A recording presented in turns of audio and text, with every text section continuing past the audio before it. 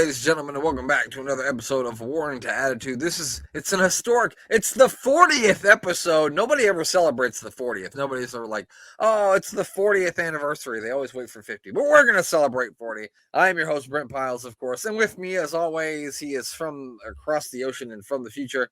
He is at Glenn Abbott. I couldn't think of anything that you'd be more over than, so I'm going to go with the short introduction this week. Glenn, how you doing? I'm doing very well. 40 is a good thing to celebrate with podcasts. I don't know what it's like now with so many professional ones about, but when we both started back in the day when there was only amateur podcasts, the average sort of life of a podcast was 5 episodes or something. Yeah, I think they talked about that on the DDT wrestling once, where they were like, if you have over 10 episodes or something, you're in like the top 4% of podcasters. So we're in the top 4%, Glenn. Well, you're more than in the top 4%. Yeah, I'm a little bit past. Progress has been carrying donkey's years. It's been going on for a while. Yeah, I mean, I'm trying to think. So I started in 2017, but unlike most podcasts, I made it past 5, but I didn't make it past 15. And then I came back in 2018. So it's been pretty much running full time, except for maybe 3 months since 2018. So that's like, what, 5 years? I was going to say it must be 2018. Yeah, it was definitely 2018 because I remember we started like 2 or 3 weeks before the 2018 Royal Rumble. I distinctly remember that. But anyway, anything else? Anything you'd like to discuss or talk about? There's not a lot of football for us to talk about quite yet. So no, we won't worry about the football just yet. We could talk about that Friday. But wrestling wise, that from what we're going to be watching tonight and what happened on Monday night, there are 2 Raws that are poles apart. Yeah, not only in years but in quality. This would be one of those ones where you would take all those people that say it was so much better back then and then show them last night's Monday's Raw and show them this, and you'd be like, oh, maybe not. Yeah. Maybe not so good. I honestly tweeted it at the time. I honestly believe that match between Gunther and The Miz is probably the best match that anybody's ever had on a Raw. That was better than their pay-per-view match. I watched it, and then I watched it again before you came down here to do this. And I thought it was good, and maybe I need to go back and watch the Survivor Series match, but I feel like I like the Survivor Series match better. I couldn't really put my finger on why, and I'm not saying it was a bad match. And I'm also not going to disagree with you that might have been the best match ever on Raw. I know there's been some really good matches on Raw, but that's at least got to be in the top 3 if we're looking at rankings wise. This is a really good match. Yeah. And the reason I say it was better is that there were times there I knew he wasn't going to, but I actually believed that Miz could win this. And there was no point during SummerSlam, the Survivor Series, that I actually believed Miz was going to win that. That's a good point. Yeah. There were a couple of them when he hit the skull crushing finale from the top rope, even though he wasn't able to get a pin because Gunther rolled out of the ring. I did think, well, that's it. He's actually gonna do this. Yeah. Yeah. It had me more emotionally involved, so I suppose that affects my opinion on it. I mean, that makes a lot of sense. I mean, because if you look back at a lot of people's favorite wrestling moments, it probably wouldn't be categorized as the greatest wrestling match or the greatest wrestling moment of all time. But it's just the way you felt and the way you were emotionally invested in it when you were watching it. So it makes sense. The only other person that I felt that actually stood up to Walter that well, as he was then, is Ilya Dragunov. Yeah. In the first one. In the second one, it was fairly well known by that point that Walter was going to become Gunther, and he wasn't long for NXT, so it was obvious that Ilya was going to win that one. Right. But the first one was on a level with that one with The Miz. And all kudos to The Miz. He showed how good a wrestler he was on Monday night. Yeah, especially at the beginning of the match where he started like doing some mat wrestling and kind of threw Gunther off because Gunther wasn't expecting it. I Yeah. thought that was a really cool, and they just the story that they told with that was really good. And man, I'm gonna go ahead and officially stamp it. I think Gunther's the best wrestler in the world. I don't think there's anybody better than him. No, definitely not. No, could have a good match with the broomstick. That man. Yeah. He's really, really good. He really, really is. Everything that you'd want a professional wrestler to be, he's it. In my opinion. Maybe I know other people look at things differently, but in my personal opinion, that's it right there. Yeah. Anyway, that was all I wanted to talk about. On Friday, when we talked with the mayor, we'll obviously talk more about NXT and more what went on Monday night, and possibly some of what goes on Friday night. So right, and I still want to watch the tag team championship match, which I haven't got around to watching yet. So I do want to discuss that with the mayor because he said that was a really good match too. That was another cracker. Yeah, that's what he said. So now we're gonna have to talk about something that wasn't such a cracker. Yes. It was Raw is War from August 4th, 1997. Just for fun, Glenn, I think this might be a future reference that we might do for the rest of the duration of the show. I looked up the ratings for the Monday Night Wars on this individual evening. Oh, right. That's good. Yeah. And oh boy. Nitro that night got a 4.33, which if wrestling got a 4.33 nowadays, people would be shitting themselves. All right. I don't even know what that means. I don't know what it means, but I know that would be really good nowadays. All right. Okay. Raw though got a 2.66, so almost a full 2 points below. Yeah, nearly half. Yeah, nearly half.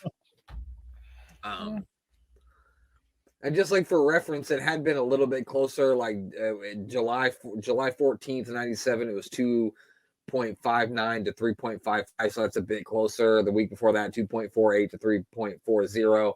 So they're really pulled away on this week's episode. But yeah, so I think that's something that we'll continue to do is bring up the ratings and look into how WCW looked that evening as well. But anyway, so this took place at the Stabler Arena in Bethlehem, Pennsylvania, which is fun to say, Bethlehem, don't you think? That's very appropriate for this time of year. Very festive. It is, Glenn. It's funny that you said that because I have an interesting fact about this place and Christmas. But the Stabler Arena opened in March of 1979. The arena is owned and operated by Lehigh University, which must be local. The only thing I know about Lehigh University is that they beat Duke in the NCAA tournament one year when they were like a 15 seed and Duke was a 2 seed. And I like the North Carolina Tar Heels, so I hate Duke. So shout out to Lehigh University for that one. But yeah, apparently this arena is owned by that university. They've never hosted any pay-per-views, but they've had Superstars Wrestling Challenge and even held some WCW Saturday nights in the year 2000, which I thought was interesting. This was the one and only Monday Night Raw held in this building, Glenn. The only one. It was quite a small arena. I think that's probably part of the reason that it never, because it drew a record 4,666 people. So under 5,000. That's a small arena, really. So no surprise they didn't have any pay-per-views there. Yeah, why would they? Especially not a WWE pay-per-view. You know what I mean? So I also found this interesting about the Bethlehem, PA area. It is known, Glenn, for its historical reputation with the celebration of Christmas, Glenn. So you tied that in there. In 1747, Glenn, Bethlehem became the first U.S. city to feature a decorated Christmas tree in their town square in 1747. And on December 7th, 1937, the town officially adopted the name Christmas City, USA. So you really tied that all together, Glenn. Thank you. And you didn't even know you were going to do it, Glenn. I didn't. No. I just thought of a little town of Bethlehem. That was all. Yeah, I think that is in the story of Christmas, isn't it? Because everything is Christmas at the moment here. I don't know what it's like over there, but You can't move on this. Glenn, everything has been Christmas here since the day Thanksgiving ended. It's even on the TV now. Everything is a Christmas special. Well, yeah, we're 5 days. We're only 5 days from Christmas. Yeah, even bloody Raw on Monday had a whatever it was. Miracle on 34th Street Fight or something like that. Yeah.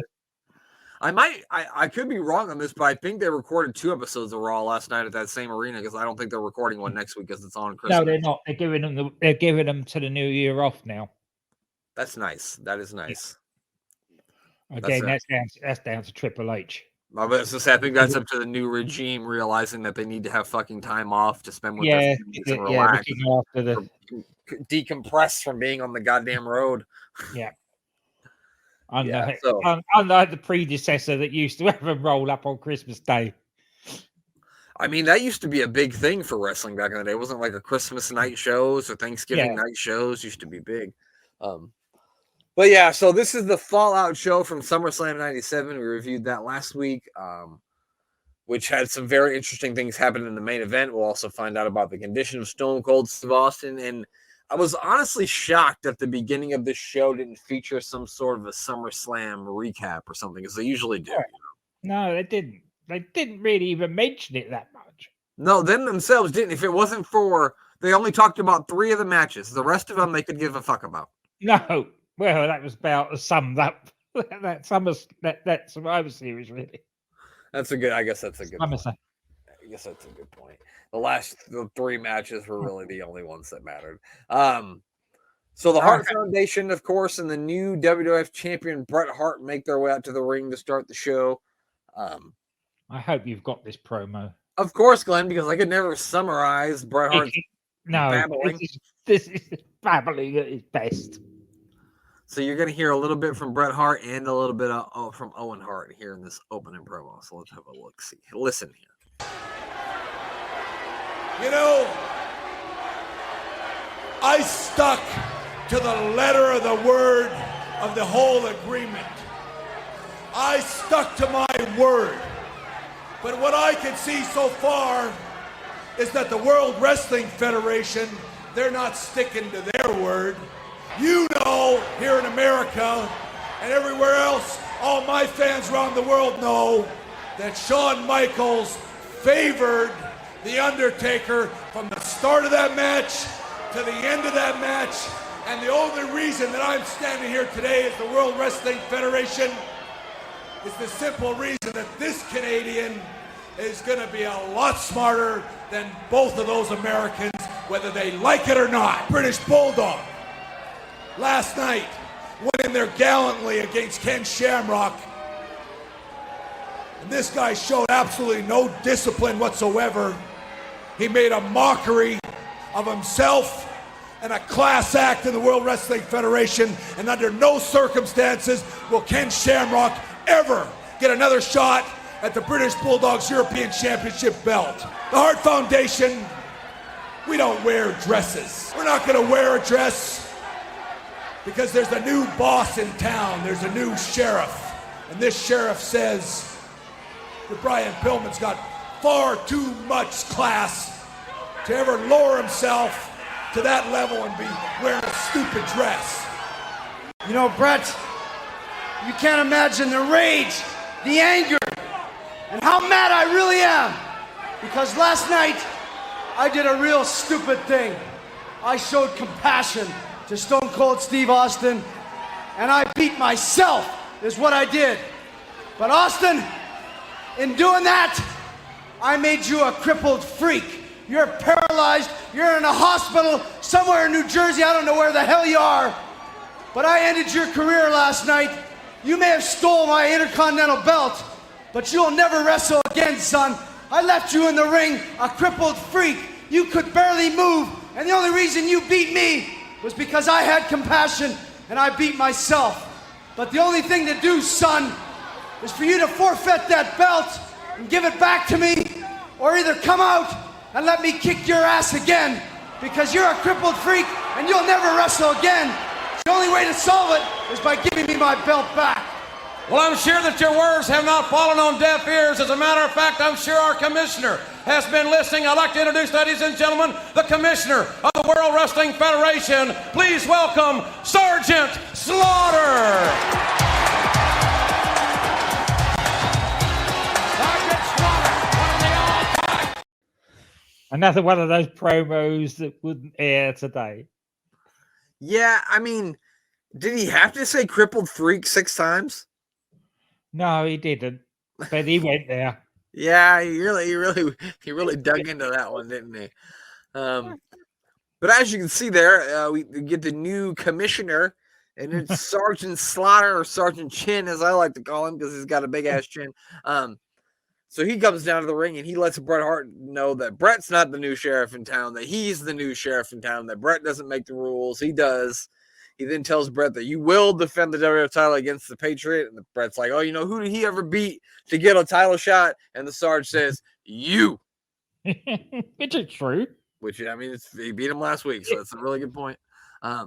He then tells the British Bulldog that he will face Ken Shamrock again soon. And then he tells Brian Pillman that he will wear a dress tonight or he will be suspended. He also tells Owen Hart that he'll face Austin again, but only when the doctors say it's okay and only when Stone Cold says so. And just then, the glass breaks, and I'm shocked that Stone Cold Steve Austin's even here, because he is. Yeah. And after you see that, and he tombstone or whatever it was in slow motion, you can see why he broke his neck. Yeah, you'd be surprised. You'd be surprised as to why this man's walking today. Yeah. So Austin comes out. He says he's ready to fight Owen Hart. You can see he could move his neck because he was sort of leant over to one side slightly and doing his best without moving. I was shocked he was even there. We talked about this before we got on the air, but I distinctly remember a different Raw than this Raw being the night after SummerSlam, but it was probably because this one was so uneventful that my teenage brain just blocked it out and really remembered the good one that probably happened next week. And so I was shocked to even see Austin come walking out here, because I didn't think we were going to see him on TV for at least a week. You know, I figured at least he would have a week that he wouldn't be there, but no, here he is. He says he's ready to fight Owen Hart tonight. He calls Owen a loser, says he got that from his mom and dad. He said, it ain't my fault that you're a loser. You got that from your parents. Take it up with them. He says tonight he will open up a can of whoop ass on Owen Hart, and then he leaves, which I severely doubt we're going to get. I severely doubted at that time we were going to get Owen Hart versus Steve Austin, and we won't. No. And we won't. But what we will get tonight, Glenn, this is something to be excited about. Ahmed Johnson versus Chains. The good news is Ahmed didn't hurt himself. No, I only watched this yesterday and I've forgotten all about that already.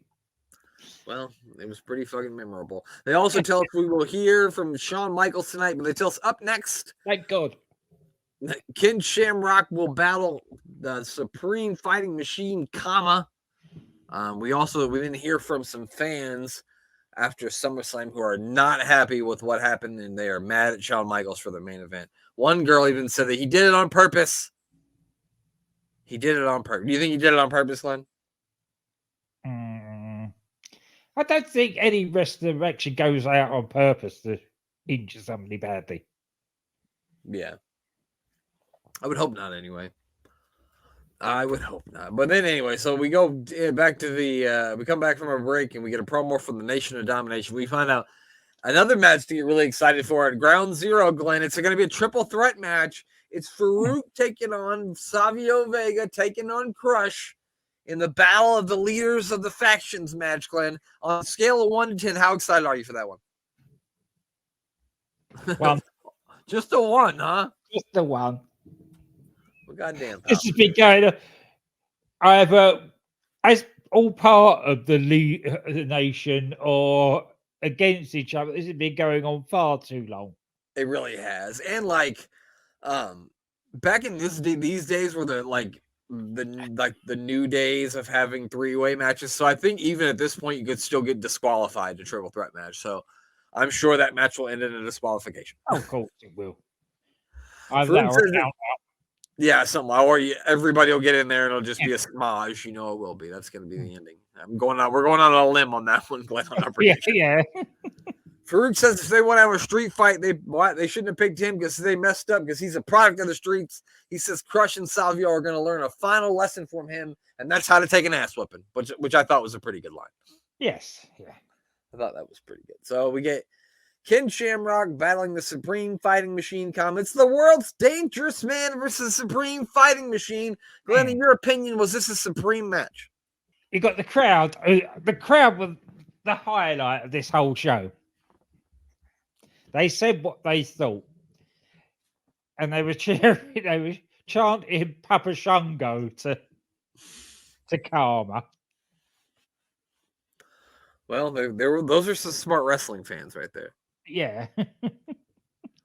I don't think that I knew that Papa Shango was like Kama and the Godfather until much later in life. I don't think I knew until much later in life. I wouldn't have known in '97, that's for sure. So Shamrock, of course, not happy after what happened with the dog food situation. They show him beating up officials and referees. First, the whole nation comes down to the ring, and this is going to be a running part of the show. Rob and Dan, I want you to take a drink every time the Sarge shows up. Every time Sarge comes out there, take a drink. He comes out there and kicks all the Nation and Denomination members. He sends them to the back, so Kama's going to have to take him on by himself. Felt kind of like an MMA match more than a wrestling match, at least to start. Yeah, it was all very slow, plodding, totally uninteresting. I mean, that is fair. It was a rather uninteresting match. Did not last long, as of course the Los Boricuas, or at least two of the Los Boricuas, make their way down to the ring. Yeah, but nobody gives a crap about any of this. They're not into Ken Shamrock. They're certainly not into the Nation anymore, and they're not into Los Boricuas or DOA. Yeah. So the more they chuck them into these sort of things, the more it's all destined to failure. I don't know, Glenn. I think if they just get one more faction, make it a 4-way faction thing, I think it'll be the answer. That's what I think, personally. Could well be.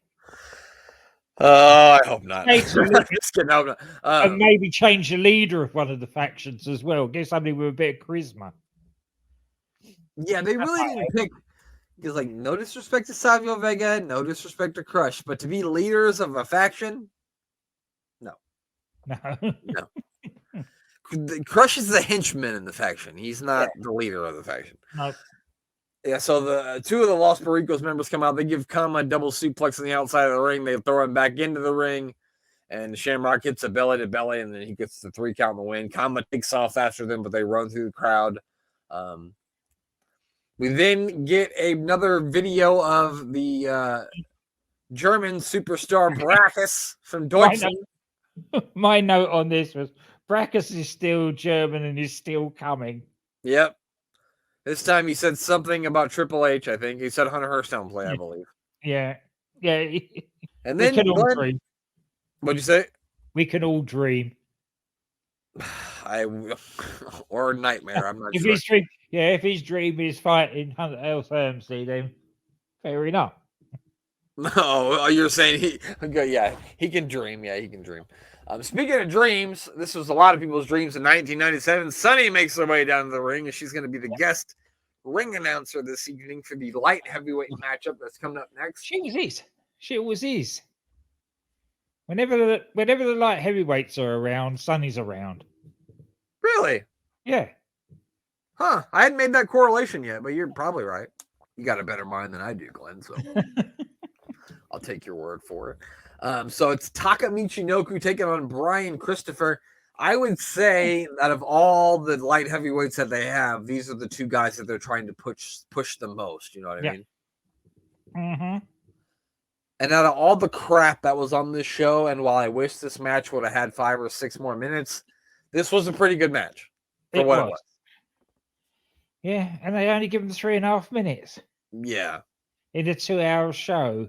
It was a bit stupid, really.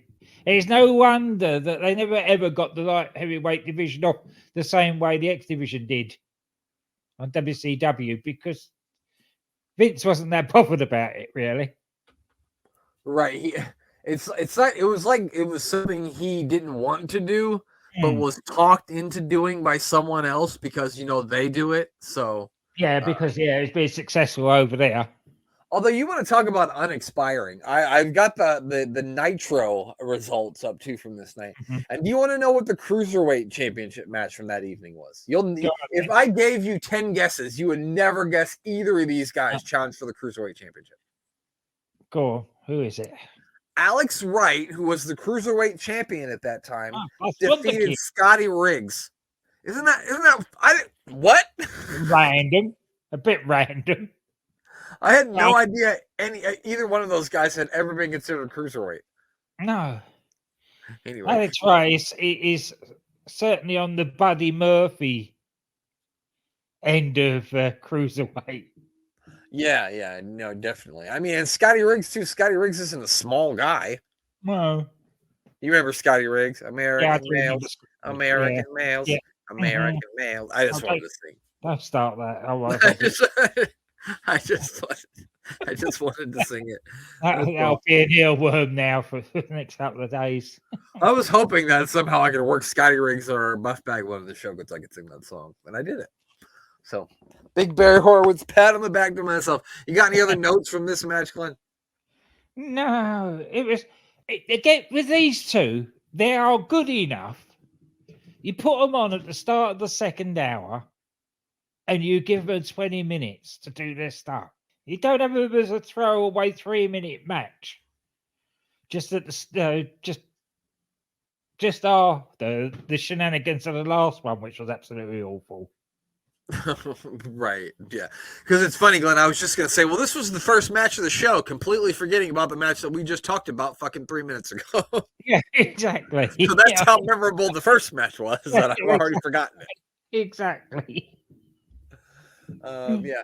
Brian Christopher was kind of using because he has like a 15-20 pound weight advantage over Taka. So it's kind of using his size and power advantage on him. Taka, he goes for a clothesline. Taka moves. He crashes out to the floor. Taka hits a big springboard. I don't know what the fuck you would call it. Something fancy to the outside. Yeah. The finish comes when Brian Christopher, he hits a suplex and then he goes and does another one. But then Taka's able to hook the legs for the 3 count and gets the 1, 2, 3. And they say that is the Brian Christopher's first loss in the World Wrestling Federation. And I'm not going to argue with him because I don't remember. So, No. of course, after the match, he starts attacking Taka. He slingshots him over the top rope to the outside. The King's not happy about his son losing. So, yeah, that was that. We then see the Sarge knocking on Pillman's locker room door. He gives Pillman a dress and says, Pillman says, you can't push me around, and tells the Sarge he's not going to wear his dress. And Sarge says, you're going to wear the dress, and that's an order. And then he also tells him that not only are you going to wear it tonight, but you're going to wear it until you win a match. Every Monday, you're going to wear a dress until you win a match. So he's not very happy with that. No. They remind us again, Glenn, that we will talk to Shawn Michaels this evening, and we will see Owen Hart versus Steve Austin. No, we won't. Mm-hmm. Now, the next match, Lynn, is a match we were supposed to get last week, but we didn't because Hunter Hearst Helmsley was attacked by a cameraman, a.k.a. Mankind. And so Hunter Hearst Helmsley takes on Vader. I know we get this week. We could have only asked for. Attacking him would have made this a lot better. It definitely was. Biggest pop of this match or biggest note of this match was China drop kicking Paul Bearer. Yeah, that's right. Entered a double count out. They took 2 minutes 20. What was the point of it? It's not even a heel versus heel match. I don't. It's not. It's a heel versus heel. It's not even a time filler because it's only on for 2 minutes. Yeah, so it's not filling anything. No, it's not setting up a feud between Vader and fucking and Hunter Hearst Helmsley. No, China's not going to wrestle Paul Bearer, even though I would love to. That would have been great. Yeah.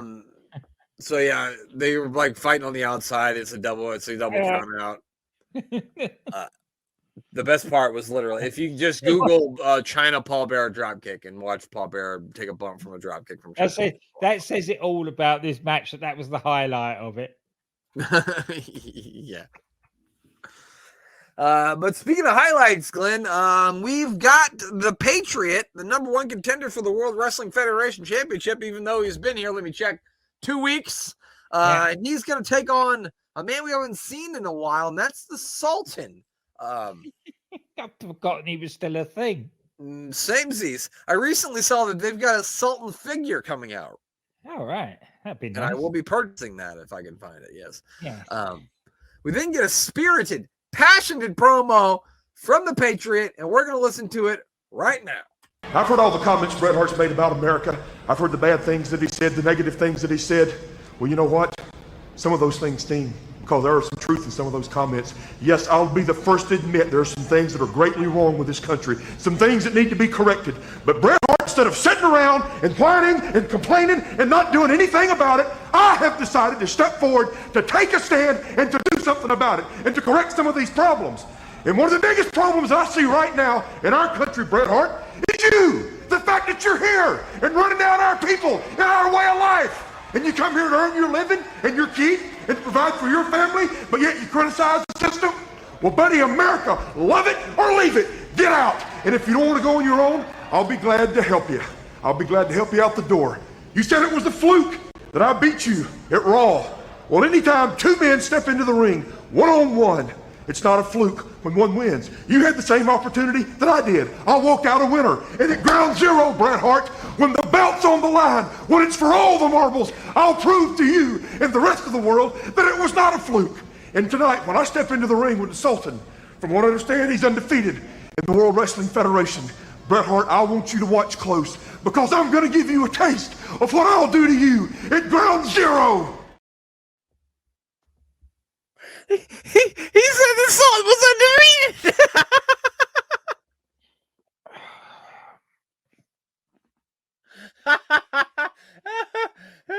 The Sultan is undefeated, Glenn. I think we've seen him once. Yeah, he beat Bret Hart. No, he had two matches. He had another match because Bret Hart was going after Vince, and he went out there to fight with. And then so I got thrown out. But he said that he believed the Sultan was undefeated in the World Wrestling Federation. No. No. The Sultan is more closer to have never won a match than be undefeated. They are desperate. They are so desperate to have an American versus the evil foreigner. They were really desperate at this point. I mean, the way he was talking at the beginning of that promo, he could run for office right now in this country. Yeah. Like that. Yeah, good. He said he'd make a better politician than he does wrestler. I can't believe he said that. The Sultan, who I understand, is undefeated in the World Wrestling Federation. That was clearly live because if it had been taped, somebody would have been stop. No. Yeah. God damn it. The only thing I can actually say in defense of these guys for this show is basically, I'm not sure. I don't actually think that they diagnosed Austin's neck injury on the night. I think that they got the news that it was as bad as it was an hour or 2 hours before this Raw, and basically had to tear up the whole script and start over again. Yeah, with what they had. And to be fair to them, it felt like that. That's how this show felt. It felt like it was. Exactly. I told you in our chat that I felt like it was recorded before SummerSlam, and I know it wasn't. Because I know that for a fact that it wasn't, but it just feels like it was a canned show that they taped before they even knew what was going to happen. Yeah. Well, they had a general outline. They had words written, and they were basically just shoving them at people and saying, read this. Right, yeah. Apart from when Shawn gets out, yeah. And there's no point in even talking about this match. Yeah, I just want to talk about how he came out to Kurt Angle's. He came out with Kurt Angle's music, and I was in my living room. You suck. You suck. And then we got a pre-match flag waving contest thing, which I thought was riveting. Yeah, which is more appropriate from the Patriot than it is for Kurt Angle. That's true. Yeah, that's a good point. Yeah. So the Patriot wins with the Uncle Slam, which is what I'm calling it. It's basically a full Nelson Slam, but I think it should be called the Uncle Slam. If it isn't, it should be. After the match, Bret Hart and the Harts come down to the ring again, but the Sarge tells everyone but Bret and the Patriot the Sarge stops everyone but Bret, and so Bret thinks he's got people behind him, and then he gets down to the ring and turns around, but there ain't nobody back there behind him, and then the Patriot kind of like jumps on his back. So he did the thing that he shouldn't do as a good guy, which is jumps on someone's back. A very non-face tactic. Yeah. Let's attack the heel. While he's not looking, yeah. So then they start brawling, and then we have to the officials have to come out and separate them. I don't care what you do. I'm probably not going to be excited for that match at Ground Zero. If they wanted to get Bret Hart involved in something, don't let it be this. You've got Shawn Michaels coming out at the start of the second hour. Have him come out at the end of that and have a go at him. Well, he's got the match with the Patriot, so. Yeah. I know, but it just seems like even the match with the Patriot is something that's just been thrown out there because they're trying to build him into this big anti-American. And they haven't got anybody really to wrestle him. There's no Hulk Hogan or anything. In the big babyface department, because the big babyface that they had, or the two that they had, was Shawn Michaels, and now he's a heel. Austin neck is hurt, and even then, we don't want to quite ascend Austin to the level of WWF Champion yet, because we want to put that off until the next year's WrestleMania. So they're really in between a rock and a hard place, and they went, "Oh, that guy's called the Patriot. Where's a patriotic flag? Let's bring him in." Let's bring him in. Yeah, exactly, and that's exactly how it feels. Anyway, let's get out of hour one. We did hour two. Hour two, and the saving grace from this show. I was gonna say probably the two best parts of this show was Shawn Michaels comes out and does an in-ring promo with Vince, and then the Undertaker comes out after him. I have clips from both of those interactions. Before you play the clips, for anybody that doesn't know, I'll give you the background to this Shawn Michaels promo. As we've said, they basically ripped the script up for the show. Shawn Michaels' turn was supposed to be at the end of the show after Dude Love and Steve Austin had a match against the Bulldog and Owen, and Shawn was supposed to turn on Austin and Dude Love at the end of the show and then cut a heel promo. But because Austin can't wrestle, and that's all been thrown out the window, he was sort of just shoved out there now and said, told by, I'm not even sure if it was Vince, but somebody basically said to him, go out there and make yourself a heel. Like you're tiptoeing on it right now. So we want you to go out there and really lean into it. Yeah. And this is what we got. Here is what we got. If it hadn't have been for you, The Undertaker might still be the World Wrestling Federation champion. So let me get this straight. You, The Undertaker, Bret the Hitman Hart, and the best that I can tell, all of the fans of the World Wrestling Federation are dumping this in my lap. I don't know that's necessarily fair. Shut up! Because you know something? It's just like you. It's just like Bret Hart. And whether anybody in this arena likes it or not, it's just like all the fans of the World Wrestling Federation to not take responsibility for themselves and pass the buck on to the Heartbreak Kid, because everybody knows I don't give a damn what anybody thinks of me. Shut up! May I ask you a pertinent question, please? Yeah, cough it up. All right, it's on a lot of people's minds. Is something like this, as controversial as it always is, are you in any way in cahoots with Bret Hart? As preposterous as that may sound, a lot of people are wondering that.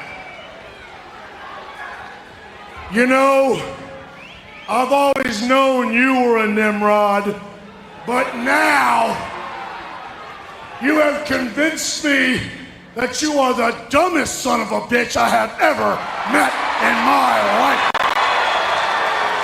Well, first of all, I don't appreciate that. Let's get that straight, okay? And in addition... Ooh. Excuse me while I shudder in my loafers, McMahon. Well, you just might be shuddering come September 7 when you step into this ring with The Undertaker. That's when you're gonna be shuddering. And here you can finish it. 10 years I've given you, and this is the respect that you give me. Each and every one of you can go to hell. Undertaker, the next time you see me, my super kick is gonna be 1 foot down your throat.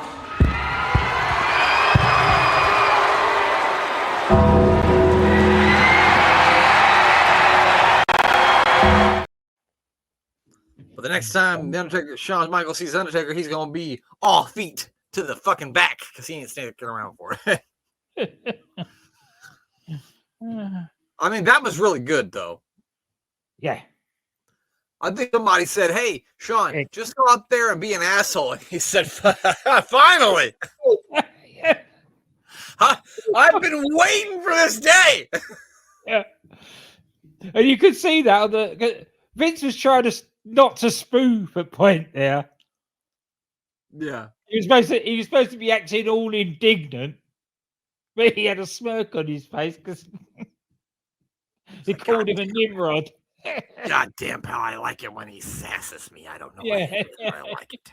He called me a Nimrod. Hey, did you hear that? He called me a Nimrod. I use that one all the time. JR, you're a Nimrod. Ha ha! God damn it. Bruce, get in here. I'm going to call him a Nimrod. Anyway, so the Undertaker must not have liked that because he makes his way down to the ring, but by the time the Undertaker gets on, the lights come on, as you're going to see here, Shawn Michaels ain't nowhere to be found. Excellent. I think that's brilliant. How many times have we sat here and said to people, run away? Yep. Exactly what Michaels did. Perfect heel work. As soon as I hear that gong, I ain't sticking around for him to show up. I'm gone. Fuck that. I don't blame you.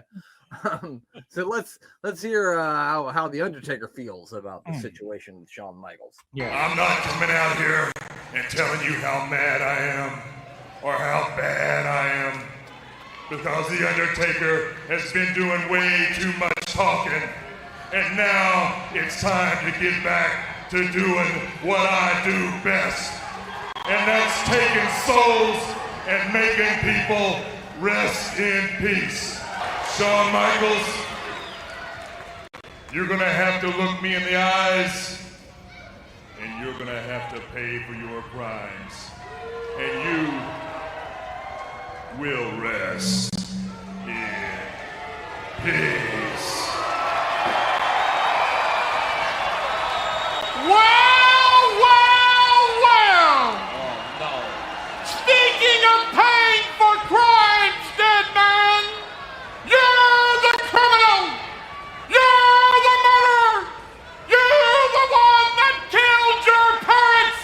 And look at you now. Lost a little weight, haven't you? Go ahead! Call Paul Bear names! Make fun of the fat man! Yes, make fun of him! I was with Kane last night, and he's ready. He's ready to come.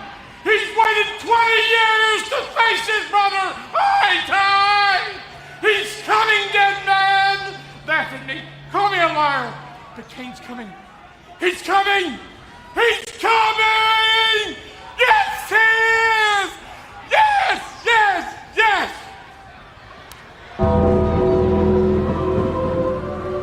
Well, the question is, when is he coming? Where is he coming? All justified questions from JR. Yeah. Apparently he's coming. That's what I heard. Hmm. That's what I heard. Man, Paul Bearer was sweating like us when we see Stacy Keibler when we watch WCW 2000. He was. He was sweating. I found it funny that he said, "You've lost a little weight, haven't you?" Like, Paul, come on. You don't really, do you really want to go there? I don't think you do. I don't think you want to go there. But we do know is Shawn Michaels full-fledged heel now, and he'll be facing the Undertaker at Ground Zero. Speaking of Ground Zero, here comes another one of the more hilarious moments of the night where I busted out laughing. Ahmed Johnson is making his way down to the ring with the Nation of Domination for his match with Chains. We then see something from moments ago where the Sarge is talking with a doctor and tells the Sarge that Steve Austin has a condition called spinal shock and that he cannot wrestle this evening. And they talk about how Austin will not wrestle Owen tonight, but we will get Owen Hart taking on his tag team partner, Dude Love, in place of him in the main event. So. See, they're definitely trying not to say that Owen broke his neck. Yeah, they're definitely not trying to say that he's a crippled freak, right? That's not what they're trying to say. No, that's it. They don't. You don't want to say that ever. Don't say that. No. I'm only saying it so you'll know not to say it. That's why I said it. Okay. Yeah, that's it. So So then the DOA drive down to the ring, but Sarge comes down and makes everybody leave. He says, "Get the fuck out of here. We ain't playing games here." So he leaves Ahmed in chains, the fake Undertaker, there to battle it one-on-one. The Los Boricuas. I mean, do you have any notes from this match? Just that you have to feel for Ahmed Johnson. He's at this stage, his bottom half is like a cross between RoboCop and the Bionic Man. Yeah, he's got so many knee braces and pads and things on holding him together. Yeah, he really is. Yeah. So eventually the Los Boricuas come down here. They're messing with Chains' bike. They turn it on and start revving it up. So then Ahmed is able to hit Chains with a Pearl River plunge to get the win. The rest of the DOA come down, but the Los Boricuas take off into the crowd. That brings the rest of the Nation of Domination into the ring. They all get together, look like they're going to do the Nation of Domination sign, and they just start beating up on Ahmed Johnson. Which, at that point, I'm like, are you fucking kidding me? He's been in the Nation like a week. Yeah, I know. So that's it. He comes in, injures his knee, is around for a week, and now he's no longer in the Nation of Domination. That's it. That's it.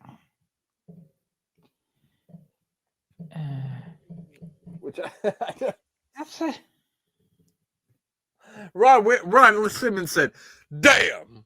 Yeah. They're like, all right, Ron, we'll take care of it. Well, it took him 10 minutes to get down for the pin because he can't bend his legs. That's true. I mean, he looks great. Looks menacing walking down there, but yeah. Then the goddamn bell always has to ring. That's it. And like this Ahmed Johnson that we're looking at right now ain't the Ahmed Johnson that debuted. It's not the same person. Injuries have ravaged his body. You know what I mean? Yeah. And it's really to no fault of his own. It ain't his fault if his body falls apart. It just shit happens, you know? Oh, yeah. And it just did. Yeah, it did. You know, twice he's blown his knee out, not even wrestling. Yep, just in a fight. Just in a brawl. Just a brawl. So yeah, another underwhelming match, but Ahmed Johnson is no longer a member of the Nation of Domination, so I imagine we'll now be locked in another fucking long feud of Ahmed Johnson feuding with the Nation again, because that's exactly what haven't seen that one before ever. So then we get another meaningless tag team match. This time it's the Godwins taking on the Headbangers. Yeah. It was and there. we get boring chants Well, why would from not? this very sorry crowd. There was a loud ECW chants too during this one. ECW and boring. That was all they chanted during this. I think they're just giving up on it all by now. Well, understandable. They'd booed, yeah. They'd had the opportunity to boo Brett at the beginning, boo Shawn halfway through, but they've not had anybody to cheer. It's a really good point. Like besides the split second of Austin being out there. Yeah. Yeah, you're right. You're right. So yeah, the Godwins end up getting the win. It really doesn't matter. Then we see that Brian Pillman will be up next. Goldust and Marlena make their way out to the ring, I'm guessing, so they can get a better look at Brian Pillman in a dress. We then have a young, spry Michael Cole down at ringside to interview Marlena and Goldust. And Marlena says that that Pillman hasn't done much well acting like a man lately, so she wants to see how he does as a woman, which I thought was pretty goddamn funny. And then Goldust says, after all the trash that he's been talking, I wouldn't miss this for the world. So it's Brian Pillman taking on Bob Holly. And I bet Bob Holly said somewhere, I ain't never wrestled nobody in a dress before. I bet he has. I bet you he probably has too. I bet you're probably right. He's from Alabama. He's wrestled somebody in a dress before. Yeah. The funny part of this is they start right and they cut my Pillman's music hits and he like peeks his face out of the curtain a little bit like he don't want to come out, and then Sarge just grabs him and just launches him out there like Uncle Phil throwing Jazz out of the house of the Fresh Prince of Bel-Air. Yeah, out there, which I thought was pretty good. Of course, Pillman is enraged because he's wearing a dress, so he just starts beating on poor Bob Holly. Bob Holly keeps pulling up the dress and smacking Pillman on the ass. Which you would just think he would have just wore regular underwear under there, but I'm pretty sure he had a thong on. Why am I not surprised? Pretty sure. Either that or it was just like a jock strap or something, because you could see he was literally smacking his whole ass cheeks, which is something. I mean, when you look at this match, though, when you look at the matches on this show, Glenn, that's probably the most entertaining thing that's happened in any of them. Yeah. Because nothing else happens entertaining in this. No. He eventually starts arguing because Goldust and Marlena are in the crowd holding up a bra. They've got a bra that they're holding up. And so Pillman gets out there and he's kind of, arguing with them. And then he gets counted out, which means he'll be in a dress next week. Yeah. Pillman is not happy. As he started beating on Brian Pillman. Beating on Bob Holly a little bit, but I don't think he got much into it before Bob got out of there. So tune in next week as Brian Pillman will be in a dress. And then we come back from a break, and it looks like Bret Hart will be joining the announced team for the main event. Vince does not look happy about it, but good news for Vince, Glenn, is the Sarge is here to make sure everything is under control and to keep an eye on Bret Hart. So no need to worry. The Sarge is here. No need to fear, the Sarge is here. Sorry. It's a shame the Sarge didn't keep an eye on the Photoshopper. The Photoshopper? In the match graphic, Dude Love is shown with the IC title on his shoulder. Oh, was he? Yeah. Oh, yeah. Wow. It wasn't the tag team, it was the IC title. Well, goddamn, pal. I didn't. Show us how much I fucking pay attention. I didn't even notice. No. Did not even know. So the notes that I made in my match here, for the match here, when they were coming to the ring, I thought it was funny that Brett was going on and on about how can Dude Love wear the IC title belt when he's not the rightful champion, but he had the tag team belt, and I thought that was funny. But now that you're telling me that he was holding the belt in the graphic, it makes more sense why Brett said that. It makes a hell of a lot more. At first, I was like, "Why is he? What is he talking about?" Now it makes more sense, Lynn. Now it's crystal clear. Yes. So, what was likely the best match on the show? But that's not saying much. I want you to tell me about the match, Glenn. But first, I want you to answer me this question: do you think that Mankind can feel the pain that Dude Love had? I'm sorry. Do you think Dude Love can feel the pain that Mankind got from the cage match last night, or does the pain not transfer? It's Mick Foley. Who knows? That's okay. Yeah, I mean that's a fair answer. Who knows? He's not human. We don't know. You know, he should be dead about 3 times already. Yeah, how that man can even remembers how to spell his name at this point in his life is fucking a goddamn miracle. Yeah, he's actually quite lucid from somebody from that period of wrestling. You know what else he probably didn't do? He wasn't like a drinker or a partier, so he also didn't. He only ravaged his body with trauma. He didn't ravage it with trauma and booze and drugs at the same time. So, yeah, I think that pain threshold helped because if he'd actually not been able to tolerate the amount of pain he put his body through, he would have definitely been dead on overdose of painkillers by now. Yeah. Unfortunately, that's how. Fortunately, how a lot of people go. So, I mean, what'd you think about this little matchup here? It was good. It was all right. It's Owen Hart against Mick Foley. And whatever guys he's under, you're not going to get a bad match from them. Yeah. And as you say, it was the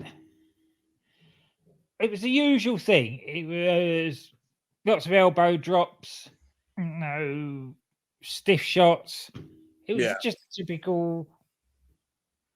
Owen, I still say it to this day, probably got the best missile drop of anybody in the world. Yeah, I have that in my notes too. Yeah. Very nice missile drop kick from the top rope. Yeah, he's always like precision point with it. Yeah. Really good. Yeah, I mean there was a lot of war of words going on the commentary between as they're going back and forth. There was one point where Vince was asking Brett, "Did you beat him with a sharpshooter? Tell me that, Brett. Did you beat him with a sharpshooter? Because it's what a maneuver." No, he didn't say that. But yeah, I mean, it was a decent match. Had some good in-ring action. Mankind tried to do like a fucking one of his patented elbow drop, but he like ran down the ramp and tried to do it on the ramp, but Owen moved, and they showed Austin in the back watching. Bret Hart is just as bad on commentary as he is on promos. I'm sorry, Bret. I love you. You're one of my favorites ever, but you know it's true. Bret and and then Bulldog starts coming down to the ring toward the end of the match, but of course, Sergeant Slaughter will have none of this.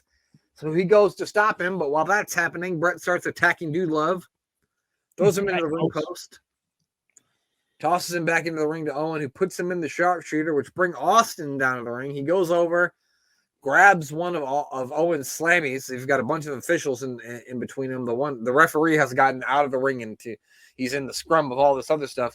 And Austin just takes up and just whacks Owen right in the head with one of his slammies.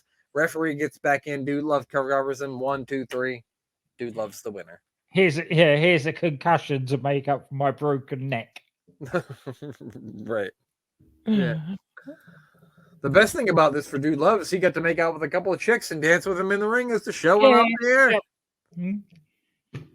Yep, it would have probably been a better match if it had been Mankind against Owen Hart. But the Dude Love character, it's all right, but definitely not a main event character. Not been built up the same way that Mankind had. Not a main event character yet, because I think in '98 he will have a couple of main event matches with. Oh, yeah, no, but at this time, he's not been around 5 minutes. Yeah. For a couple of he's been around as long as Ahmed Johnson's been in the nation. Yeah, been injured. I think he might have a couple of weeks on that one, but yeah. So I mean, while it did have a couple of good promos, this was getting the a firm thumbs down from me. This show is not good. The one thumb down, yeah. It was not. It says a 2 thumb down by the fact that Shawn saved it. Yeah. 2 thumbs down. Okay, and so I'm looking at the WCW card from that evening. Do you want me to tell you what the main event was? Yeah, let's have a listen to this card. See what this is a big. I'll read it. I won't read all the matches, but I'll read a couple of them. So the opening match was Kurt Hennig versus Mortis, which is Kurt Hennig versus Canyon, which I'm sure that was a good match. Yeah, Dean Malenko teaming with a man who spends his day working hard on the go, but his hands on the clock keep spinning too slow. It's Jeff Jarrett. They defeated Chavo Guerrero Jr. and Hector Guerrero, which I believe is his father, isn't it? No. Chavo Guerrero's his father. Stupid. It's Hector Guerrero. The Giant in a 3-on-1 handicap match defeated Joey Maggs, our boy Joey Maggs, Lane, and current head of creative, I believe, for Impact or TNA. I think they're back to now. Scott D'Amore. We also got Booker T. took on Vincent, which is of course Virgil, and then. The main event from that evening was Lex Luger versus Hollywood Hulk Hogan for the World Heavyweight Championship. Glenn, do you want to guess who won that match? Hogan. You are incorrect, Glenn. Lex Luger defeated Hollywood Hulk Hogan for the World Heavyweight Championship that night. Hogan put over baked potato face. I remember this though because there was a Road Wild pay-per-view that Saturday, and Lex Luger didn't hold on to the belt for long because Hogan won. Right. I remember that. So I know he won it back. So that's why he put him over, because he got it right back. Because he was going to get it back on the Saturday. Yeah. But when you read some of that, you're like, well, of course that fucking got a better rating than WWE, because I would watch that over the shit that they just showed me on the other channel. Plus you got... despite our own views on Lex Luger, to the average wrestling fan back then, you tell them that you've got Hulk Hogan versus Lex Luger for the title. Oh yeah, they're going to be watching that. Yeah, definitely. And then when I read that card, that's probably what happened, Glenn. That's probably why I didn't see any of this fucking show. I switched it over to Nitro and I never turned it back. No, they're not going to be watching Dude Love against Owen Hart. Yeah, no. I mean, for no reason. Right. I mean, if you had Austin versus Owen Hart, it might have been a different story, but unfortunately that didn't happen. So, but that does it. That's it for this episode of Monday Night Raw. We were not impressed. Actually explains the thing with the Intercontinental title. Isn't Austin actually the Intercontinental title holder at this time? Yep. So I'm wondering if once he was it was diagnosed that he wasn't going to be able to wrestle, they decided that Dude Love was going to defend the title, and then changed it at the last minute that was a non-title match after they realized that they were up against Hogan and Lex Luger. That could be. It could very well be. Or they just were like, you know what? That's stupid. Yeah. That's not smart to have someone else defend someone else's title. But yeah, hopefully next week will be better. So anyway, but Glenn, who do we need to plug before we get out of here? I'm booking the territory. The person lost of wrestling, and also their side project. Unstacking the Daddy Tory, sorry. And go back and check. I'm booking the Tankatory as well. Yes. Which we've nicked their gimmick. We now have Sid Facts, where they used to have Tank Facts. Yep. They still do have Tank Facts, and you can follow at Tank Facts. What is it, UTT Tank Facts? I think something like that. Yes, something like that. Yeah, check it out. BTT Wrestling with DC and Doc. And of course, the Doctor Who podcast with Danny and Cy. Of course, you can find that if you're looking for it. Make sure you search SJP World Media. That's where you can find that show at. And if you're in alternate commentary on some Premier League matches, I think they even do other stuff too. Check out The Volley on SJP World Media's YouTube page. Check that out. I wonder if Dan's going to be covering that ass whooping Arsenal's going to put on Liverpool this weekend. I'm just kidding. Maybe it'll be close. I doubt it. You know what? He doesn't seem to cover Liverpool matches because I can understand that. I wouldn't either. No, I wouldn't want to cover Arsenal matches because I'd be too busy watching it. Yeah, no, I wouldn't be. I'd be useless. Yeah, it'd be just me screaming and pacing. Yeah, that's it. Soccer's the only sport that can get me in my living room like this. Yeah, yeah. Like I'm playing.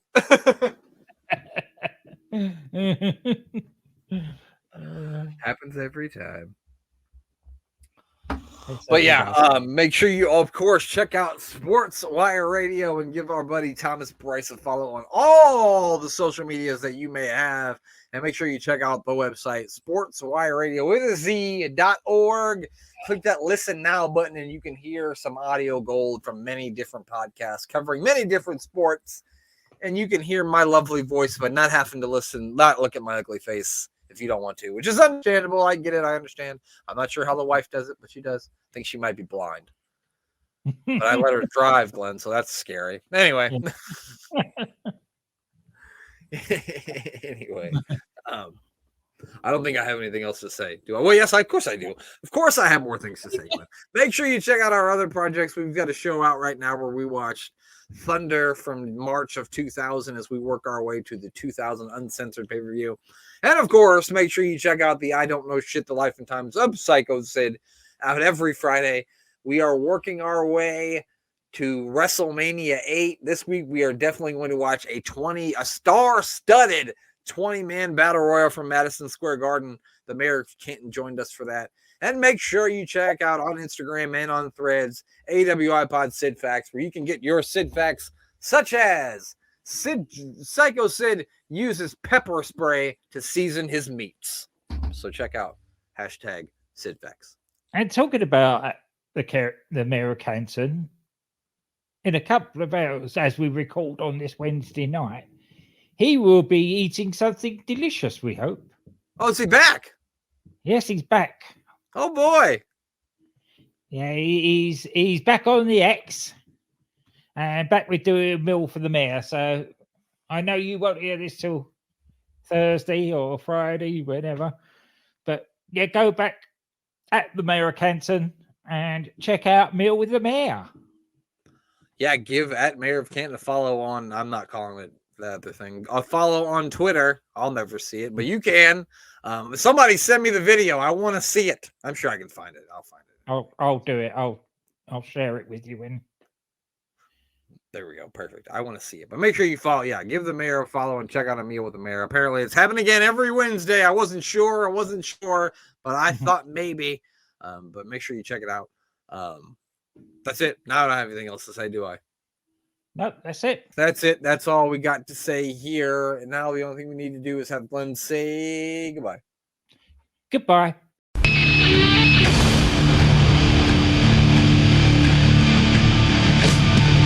my life in the box in front of me.